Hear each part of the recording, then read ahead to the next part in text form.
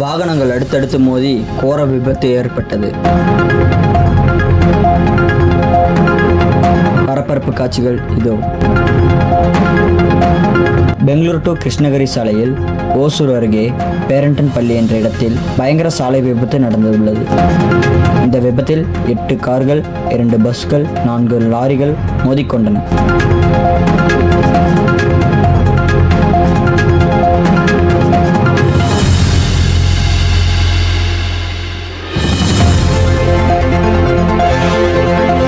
இந்த விபத்தில் 5 பேர் உயிரிழந்துள்ளனர். 12 பேர் பலத்த காயம் அடைந்தனர். 7 பேரின் நிலைமை கவலைக்கிடமாக உள்ளது. பிரேக் பழுதினால் எதிரே வந்த கார் மீது கிரைண்ட் லாரி மோதி விபத்து ஏற்பட்டது. இதனால் பின்னால் வந்த வாகனங்கள் ஒன்றுடன் ஒன்று மோதி விபத்துக்குள்ளானது.